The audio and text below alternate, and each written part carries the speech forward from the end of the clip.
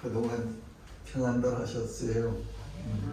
저는 지난 5월 12일 날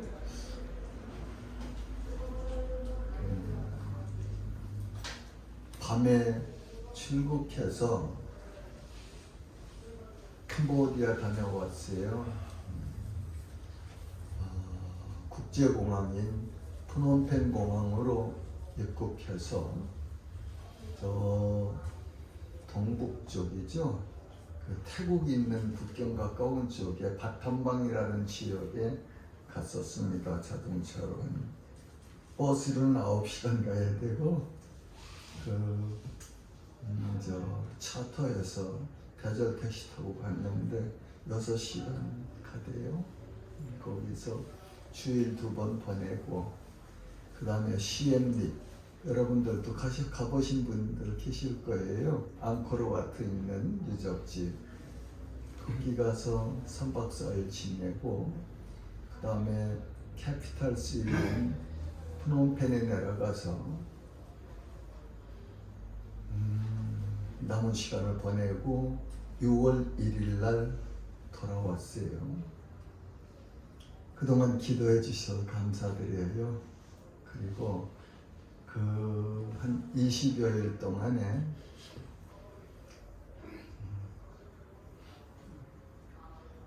시간을 보내면서 참 많은 경험을 했습니다.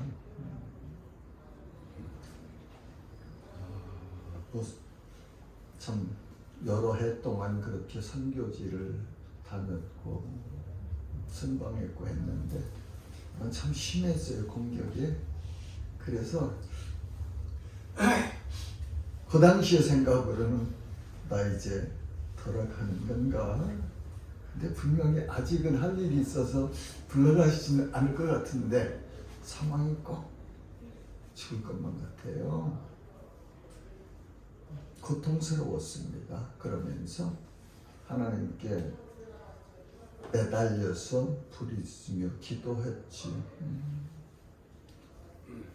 주의 은혜로 승리하고 왔습니다.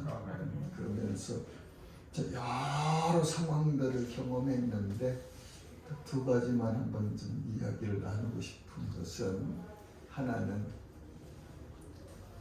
그 현지 사역자 집이에요.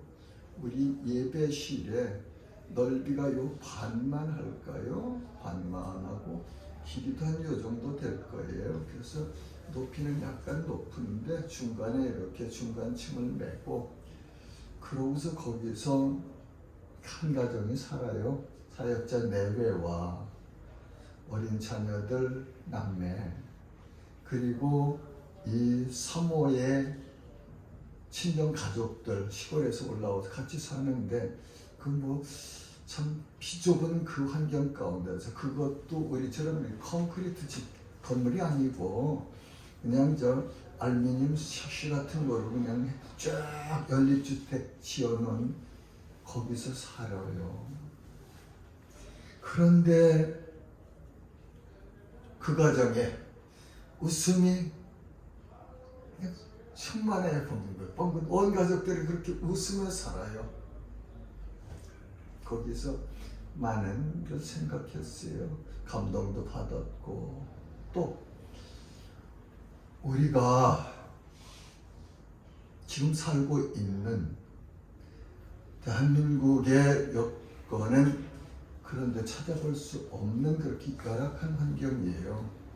그 속에서 살면서도 주님을 주인으로 삼고 기뻐하며 사는 그들의 모습을 보면서 우리 많이 좀 마음을 바꾸면 좋겠다 하는 생각을 깊이 했습니다.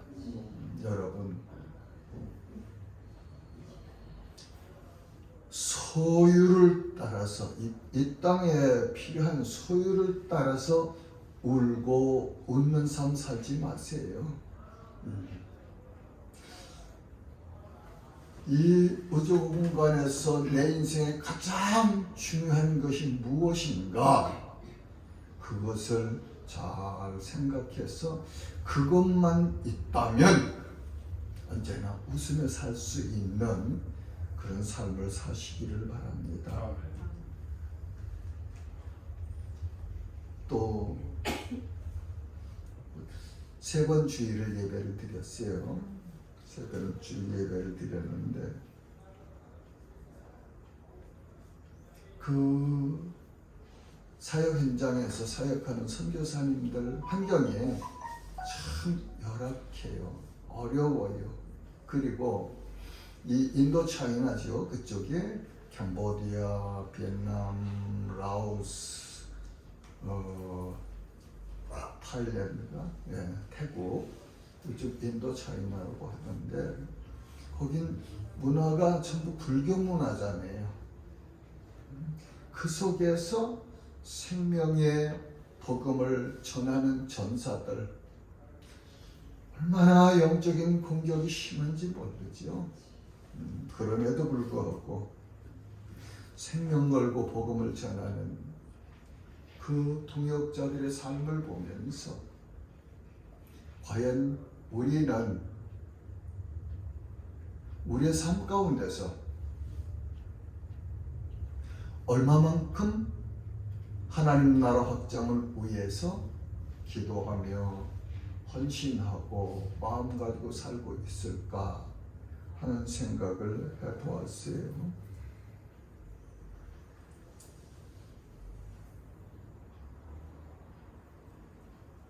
콜링 받았어요. 거기서 저 오래요. 캄보디아에서 저 오래요.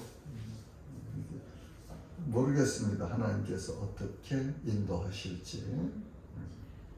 조금 시간 가지면서 기도하고 또 집에 돌아가서 가족들하고 동역자들하고 또 함께 의논도 하고 그렇게 하고서 결정해야 될 것 같습니다. 본문 말씀을 보면은 예수님의 약속을 붙잡고 기도하는 무리들이 있습니다. 사도행전 1장 15절을 보면은 모인 무리의 수가 약 120명이나 되더라.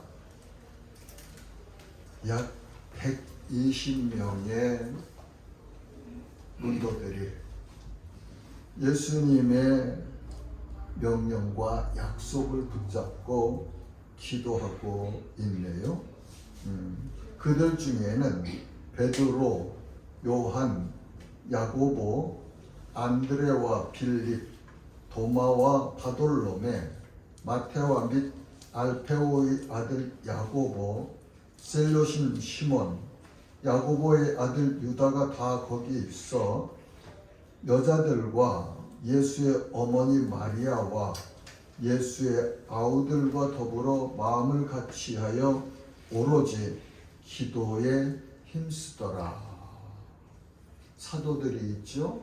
가룟 유다가 빠져나간 사도들, 그리고 예수님을 따라다니면서 예수님 전도 여행하실 때 섬겼던 여인들, 예수님의 어머니 마리아, 예수의 아우들, 이런 분들이 주축으로 돼서 한 120명이 모여서 전혀 기도에 힘쓰더라. 열심히 기도에 힘쓰더라. 기도하는 사람들,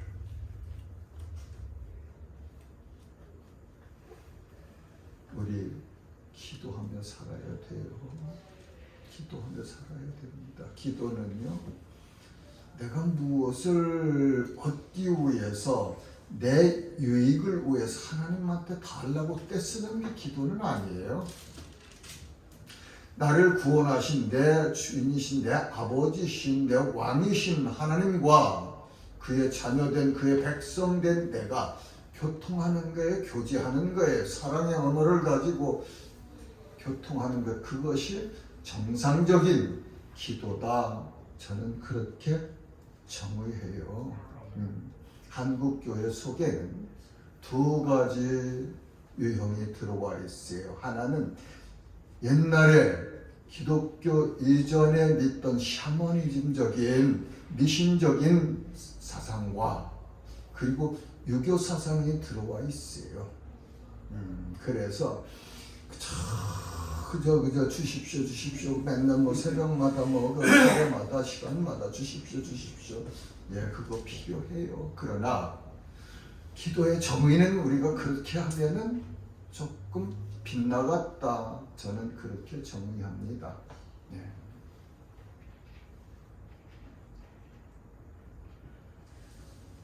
여러분 기도합시다. 기도하세요. 우리의 자녀들을 위해서. 저 열악한 환경 가운데서 생명 걸고 하나님 나라 확장을 위해서 주 예수 그리스도의 복음을 전하는 저 사역자들을 위해서 중보해야 되잖아요. 그들은 가서 싸우고 우리는 흉탄 공급해야 되잖아요. 기도가 그렇다고 또 정의할 수 있겠습니다. 자, 이렇게 기도에 힘쓰는데 여기에 참여한 사람들은 예수님의 생애에 예수님의 가르침을 받았거나 그 영향을 받은 사람들이죠. 이 사람들은 예수님의 생전에 하신 말씀을 믿었으며 승천하실 때 주신 약속과 명령을 듣고 순종한 사람들입니다. 이 사람들이 오순절날 강림하신 성령의 충만함을 받았고 초대교회 주된 사역자들이 되었음을 알 수 있습니다. 지금도 이 원리는 동일합니다. 하나님의 약속의 말씀을 믿고 붙잡고 따라가는 사람들이 복이 있는 사람들입니다. 왜냐하면 하나님의 약속의 말씀은 반드시 그 약속대로 이루어지기 때문입니다. 하나님의 말씀을 듣고 읽고 공부하여 말씀에 순종하는 사람들은 주님의 은혜 안에서 형통한 삶을 살 수 있습니다. 사랑하는 지체 여러분, 세상 풍조에 너무 흔들리지 마세요. 세상 가치관 너무 따라가지 마세요. 그거 좋아 보여요. 그러나 그 속에 진리는 없습니다. 그 속에 진정한 생명수는 없더라 그런 말이에요. 어디에 있습니까? 하나님의 약속의 말씀 안에 있어요. 진정한 평강과 기쁨과 감사와 소망과 생명과 위로와 우리의 갈급한 마음을 시원하게 해주는 생수는 하나님 말씀 안에 있다 그런 말이죠. 사도행전 2장 1절 본문 말씀에 오순절날이 이미 이르매 그들이 다 같이 한 곳에 모였더니 오순절날, 오순절은 이스라엘 자손이 형성되어 애굽에서 속박을 받아 멸망 직전에 자유와 구원을 받아 약속의 땅 가나안에 들어감으로 시작되었습니다. 오순절은 무교절이 지난 후 안식일이 지나서 7 안식일 7주간이 지난 날입니다. 오순절, Day of Pentecost. 이날은 예수님께서 부활하신 날로부터 50일째 되는 날로 기념하는 절기입니다. 예수님은 부활하신 후에 40일간 이 땅에 계시면서 제자들에게 나타나신 기록을 알 수 있지요. 40일이 지난 후 예수님은 제자들에게 예루살렘을 떠나지 말고 아버지께서 약속하신 것을 보내실 때까지 기다리라고 명령하셨지요. 사도행전 1장 4절과 5절 보면 사도와 함께 모이사 그들에게 분부하여 이르시되 예루살렘을 떠나지 말고 내게서 들은 바 아버지께서 약속하신 것을 기다리라. 요한은 물로 세례를 베풀었으나 너희는 몇 날이 못 되어 성령으로 세례를 받으리라 하셨느니라. 이 약속하신 성령이 하늘에서부터 이 땅에 사람들 안으로 오신 것. 그래서 강림이라고 해요. 강림. 내려오셨다. 하늘로부터 이 땅 사람 안에 오신 것. 성령 강림이라고 하죠. 그래서 우리는 오순절을 예수님께서 부활하신 날로부터 50일이 되는 날로 이해하시면 되겠습니다. 그리고 예수님께서 약속하신 성령께서 이 땅으로 오신 날로 알고 있으면 되겠어요. 오순절날 성령이 강림하셨습니다. 2절과 3절을 보면 호련히 하늘로부터 급하고 강한 바람 같은 소리가 있어 그들이 앉은 온 집에 가득하며 마치 불의 혀처럼 갈라지는 것들이 그들에게 보여 각 사람 위에 하나씩 임하여 있더니 2절과 3절을 보면 그렇죠. 호련히 그렇게 갑자기 성경에는 호련이라는 단어를 여러 곳에서 사용합니다. 이렇게 갑자기라는 말이에요. 하늘로부터 급하고 강한 바람 같은 소리가 있어. 소리가 들리는데 바람 같은 소리인데 바람 소리는 아니죠. 바람 소리는 아닌데 그 바람 소리처럼 급하고 강한 같은 바람 소리 같은 소리가 있었다. 이게 이적이죠. 하나님께서 행하시는 이적입니다. 그 다음에 현상이 그들이 앉은 온 집안에 가득하며 그 120문도가 모여서 기도하는 그 집안에 그렇게 갑자기 하늘로부터 바람소리 같은 소리가 들리는데 집안에 가득했다. 그러면서 3절 보니 마치 불의 혀처럼 갈라지는 것들이 그들에게 보여. 불인데 타지 않는 불. 놀랍죠? 만약에 그 불이 각 사람 위에 있었는데 만약에 타는 불이었다면 있던 사람 110문도가 다 타 죽었을 거 아니에요. 근데 불 같은데 타지 않는 불. 그 불이 각 사람 위에 하나씩 내려서 임하여 있었다. 이적입니다. 그래서 우리 교단들 이렇게 뭐라고 합니까? 그걸 심볼 이렇게 할 때 보면 비둘기 같은 성령이 이렇게 쭉 내려오서 십자가 위에 이렇게 임하시는 그런 로고들 있잖아요. 이제 그렇게 조금 이해하시면 될 것 같아요. 그러면서 각 사람 위에 하나씩 임하여 있더니 거기 계셨으면 전도사님 머리 위에도 임하셨을 거예요. 그렇죠? 거기 있는 모든 사람에게 임하였으니까. 이거는 우리가 가지고 있는 이성으로 이해가 안 되는 거예요. 판단이 안 되는 거예요. 그걸 가지고 이 말씀을 이건 이래 그러면 실수하기 쉽습니다. 하나님은요 전능하신 분이세요. 네. 전능하신 그 하나님의 역사가 이렇게 우리 인간의 언어로는 다 해석하기가 표현하기가 부족한 거지요. 네. 그렇게 이해하시면 되겠어요. 자, 이날은 인류 역사에서 새로운 변환기를 맞는 날이었습니다. 하나님의 아들이신 예수 그리스도께서 인간의 구속 역사를 이루시기 위하여 하늘에서 영이신 하나님이 사람의 몸을 입으시고 이 땅에 오셨습니다.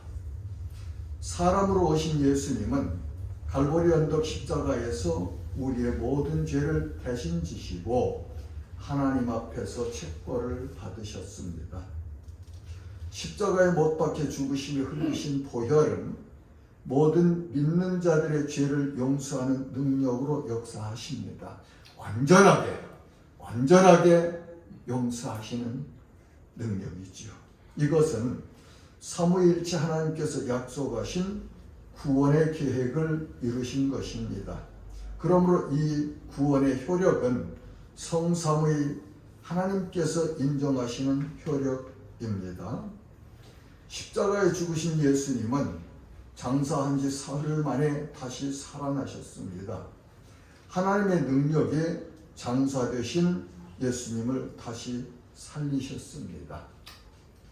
예수님은 부활하신 후에 40일간 이 땅에서 영화로우신 몸으로 변화하시어 시간과 공간을 초월하는 모습으로 제자들에게 나타나셨어요.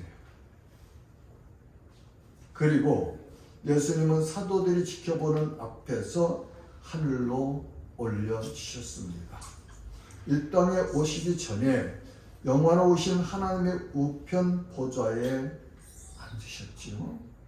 예수님은 제자들에게 약속하신 말씀대로 아버지 성부 하나님으로부터 성령을 받아서 이 땅으로 성도들의 보혜사로 보내주셨습니다. 자, 이제 우리는 오순절날 보혜사 성령께서 이 땅에 오심으로 시작된 새로운 역사를 살펴보려고 합니다. 먼저는 이날 이 모임에 함께 있던 사람들은 성령으로 거듭나는 역사에 참여하였다. 그렇게 정의할 수 있겠어요. 물론 구약에서 성령께서 역사하셨습니다. 예수님 사역 당시에도 성령은 역사하셨어요. 그러나 약속하신 성령이 강림하시지는 않았었거든요. 오순절날 성령이 강림하셔서 그 120문도들이 있는 그 위에 강림하셔서 임하셨으니까 그 무리에 있던 사람들은 성령으로 거듭났다. 그렇게 저는 유추합니다. 왜요? 예수님 말씀하시네. 물과 성령으로 나지 아니하고는 사람이 하나님 나라에 들어갈 수 없다고 말씀하셨잖아요. 거듭나는 건 성령의 역사로만 가능해요. 다른 어떤 것도 죽은 영혼을 거듭나게 할 수 있는 능력은 가지고 있지 않아요. 오직 성령께서 하시는 역사지요. 자, 두 번째로는 여기 있던 문도들은 성령 세례를 처음 받은 성도들이 되었습니다. 성령 세례. 성령 세례 뭡니까? 하나님의 영이신 성령이 우리 안에 들어오시는 것, 성령 세례예요. 물 세례는 머리에다 이렇게 갖다 대서 이렇게 붓고 침례하고 저 강 속에 물 속에 들어가고 하지만 성령 세례는 그런 의식이 아니에요. 하나님의 영이신 성령이 그분 의지대로 강권적으로 우리의 의지와 관계없이 우리 안에 들어오시는 것, 그것을 성령 세례라고 그래요. 그래서 거듭남과 성령 세례는 성도가 일생에 단회적으로 단 한 번만 경험할 수 있는 은혜 사건이에요. 그렇다면 거듭남과 성령 세례가 동일한 목적을 가지고 하나님께서 성령을 통해서 우리에게 역사하시는 은혜 사건이라면 단어는 두 개가 다르지만 의미는 하나다. 그렇게 저는 해석을 해요. 그러니까 이날 오순절 성령 강림하심으로 거기 있던 120문도는 성령 세례를 받았고 거듭난 사람들이 되었다. 그렇게 정의해요. 세 번째로는 이날은 이 땅에 최초로 신약교회가 탄생한 날입니다. 교회는 구약에 보면 구약교회가 있어요. 말씀 속에. 그런데 신약의 교회는 세상으로부터 불러냄을 받은 자들, 세상에서 분리된 자들, 세상에서 사망에서 고통하고 있는 자들을 하나님께서 부르셔서 자기 것을 하나님의 자녀 백성을 삼으신 사람들이 교회예요. 교회예요. 건물은 교회 아니에요.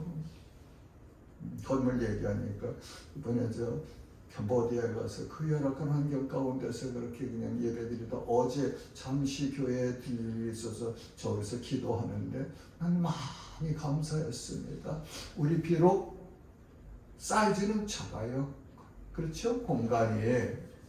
그러나 이렇게 안정되고 단정하게 정리된 이런 곳에서 예배드릴 수 있다는 것이 전 너무너무 감사했어요. 여러분 마음속에 내가 하나님을 예배할 수 있는 안정된 장소를 가지고 그 장소를 사모하면서 나와서 예배드릴 수 있다는 것 감사한 조건 중에 하나예요. 그렇게 이 땅에 최초로 신약교회가 세워진 날이 오순절 성령 강림절이에요. 그 다음에 네 번째로는 최초로 성도들이 성령의 은사를 받은 날이기도 하지요. 보면은 4절에 보면 그들이 다 성령의 충만함을 받고 성령이 말하게 하심을 따라 다른 언어들로 말하기를 시작하니라. 7절 보면은 다 놀라 신기하게 얘기하되 보라 이 말하는 사람은 다 갈릴리 사람이 아니냐. 우리 각 사람이 난 곳 방언으로 듣게 되는 것이 어찌 되느냐. 그 120문도가 성령 강림하셔서 성령 충만함을 받으니까 다른 말로 잠깐 이 어느 말로 했다고는 기록은 안 하시지만 하나님의 일을 말할 때 여기 보면은 그 밑에 쭉 보면은 15개 지역에서 온 사람들이 언어가 다 다른 거예요. 그런데 말하는 사람들은 갈릴리 사람들은 갈릴리 말로 했는지 모르겠습니다만 듣는 사람들은 모두가 자기네 언어로 들었단 말이죠. 이것은 성령의 은사의 역사예요. 그렇죠? 네, 방언의 역사.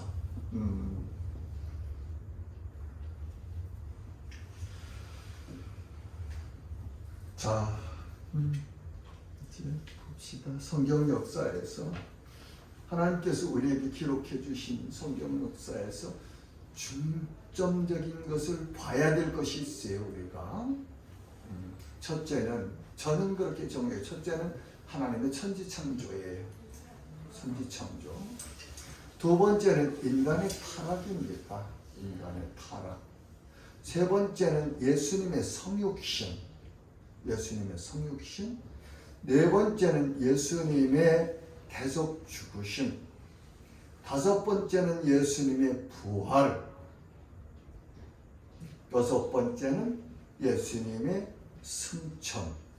그리고 일곱 번째는 오늘 우리가 선고하는 성령 강림이에요. 성령 강림.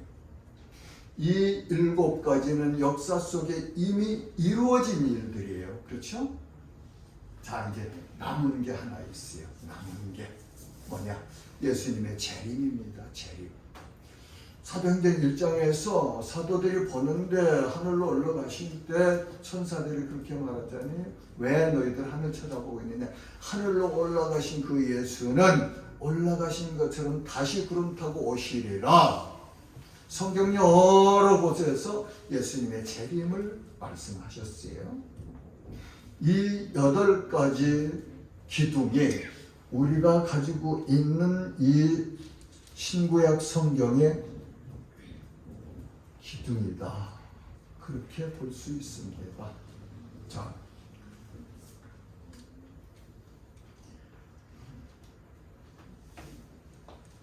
우리 주님의 재림도 우리가 언제인지는 모르지만 반드시 옵니다. 왜냐하면 성경이 그렇게 말씀하시기 때문이에요. 성경은 하나님의 말씀으로 반드시 그 말씀대로 이루어진 것처럼 예수님의 재림 또한 그렇게 이루어질 것을 믿습니다.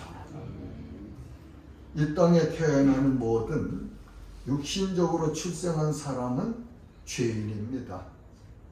내가 아무리 아니라고 항변을 하고 부인할지라도 성경은 죄인이라고 말씀하시니까 죄인이에요. 죄인인 인간이 죄를 용서받지 않고는 하나님의 영광 앞으로 나갈 수가 없습니다.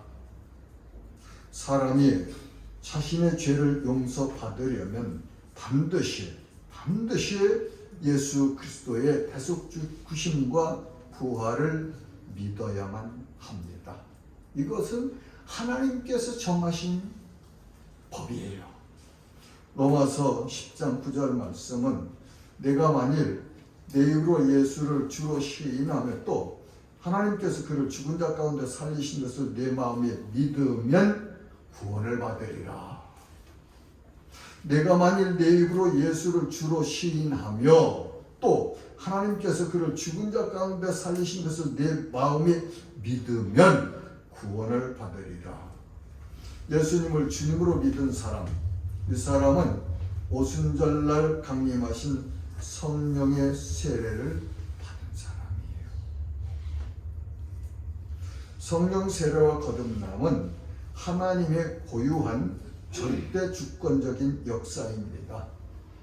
이 우주 공간에서 성령 세례와 거듭남을 줄 수 있는 권한을 가지신 분은 하나님 한 분이시다, 그런 말씀이에요.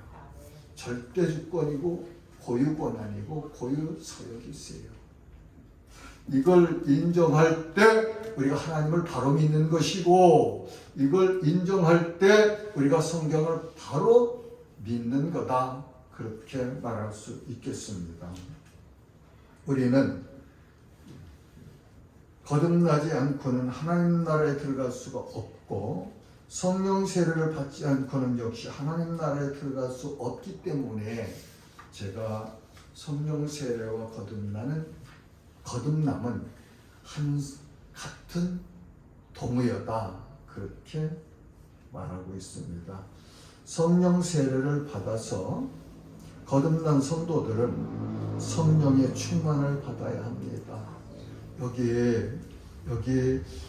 4절에서 보면 그렇잖아요. 성령이 강림하시니까 성령 충만을 받았어요. 그렇죠? 그러니까 성령 세례 거듭남, 이거는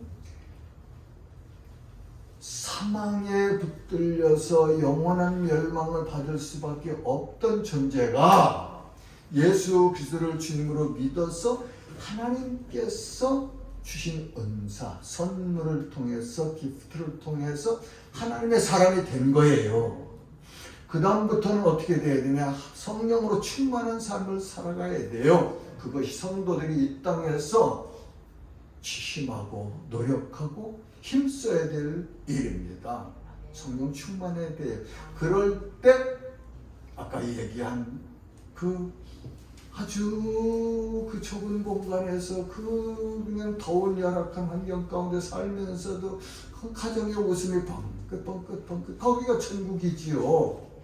아무리 돈은 많은 고가 아파트, 30억, 50억 가는 아파트를 산다고 해도 내 마음속에 기쁨이 없다면, 내 마음속에 내 영혼의 생명이 없다면, 내 마음속에 성령의 역사하심으로 주시는 기쁨이 없다면 거기 천국일까요? 아니지요. 이번에 가서 어떤 사역자 만났는데 부모님이 연세 많으셨다고 해요. 3남매였답니다. 헌신해서 사역지가 있는데 한국에 있는 두 형제자매들이 치매 걸리신 부모님을 안 모셔서 그 현장에 모시고 가서 부모님 뒷바라지 하면서 사역하고 그렇게 살다가 어머니는 4년 전에, 아버지는 2년 전에 각각 소천하셨다는 소식을 들으면서 많은 것 생각했습니다. 그분들이 어떤 환경인지 난 잘 몰라요. 그러나 대한민국은 그래도 어느 정도 지금은 모두가 경제적으로 살만한, 일하고 열심히 의식만 바르면 살 수 있는 환경이 있는데, 치매 걸린 부모님들, 나는 안 모시겠다는 그 사람들, 할 수 없이 그 부모님 모시고 와서 선교지에서 선교 사역하면서 그 부모님을 모신 그 사역자, 여러분 어떻게 생각하십니까?